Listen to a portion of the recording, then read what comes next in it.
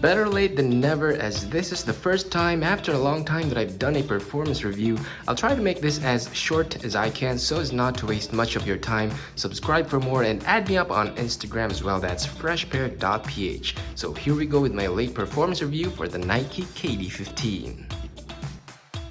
First off, traction. This has solid rubber for the outsole with an unconventional traction pattern. Some say this resembles the KD9 traction pattern, but that one features Kobe's foot map. In any case, the lateral section of the outsole grips nicely on clean floors, perfect for those sharp side-to-side changes in direction. However, I've had some occasional trouble with the forefoot section at the toe line. Sometimes it does not bite hard enough. I think this is because the treads are pliable and the forefoot section has minimal treads gripping the floor. While it's not a deal breaker, it did get into my head a couple of times, making me a little hesitant stopping on a dime. Would have been better if the forefoot area has more rubber in contact with the floor. Now, would I recommend these on outdoor concrete courts? Yes, but expect the rubber treads to thin out faster when compared to playing regularly on indoor courts. This uses XDR or extra durable rubber and it does feel like it, but the rubber treads themselves are on the thin and pliable side. Different colorways of the KD15 feature slightly varying materials, as has been the trend lately with Nike's basketball signature footwear. I got the 50 years of hip-hop colorway, which have some pretty nice materials. The upper primarily uses a thin foam layer with mesh on top, regardless of whatever Nike likes to call it these days. The rear section of the upper uses synthetic leather, which is a nice little touch even if it's not the real thing. The tongue area uses textile and has thin foam padding. The laces are standard, nothing magical. The heel tab, which extends to the base, is also synthetic leather.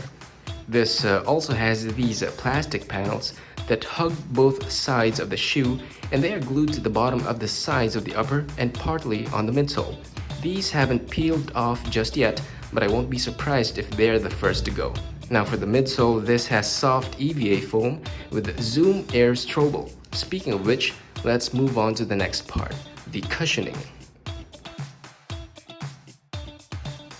Right out of the box, I felt the pillowy feel of the Zoom Air Strobel combined with the soft EVA midsole.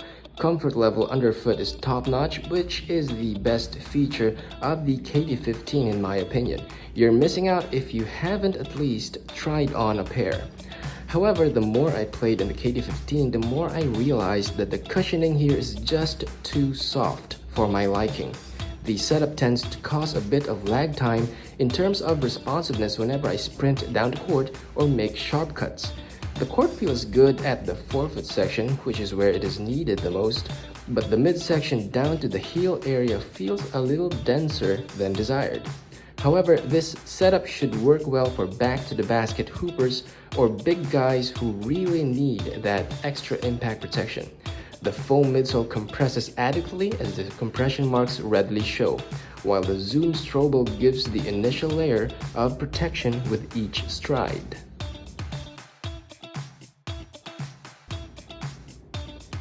The overall support in the KD15 relies on two things, the fit as well as the side panels, both of which heavily depend on how you lace up.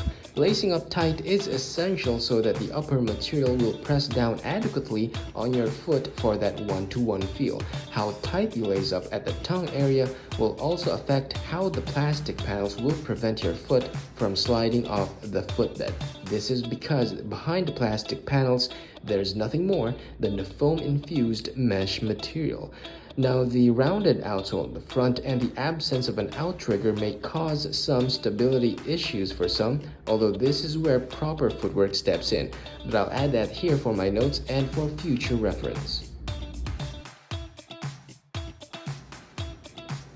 I've been hooping in my KD15 for quite some time, and I'd still wear my pair for playing until the soles break. While this is not the best basketball shoe out there, this one really performs well so long as you lace up tight.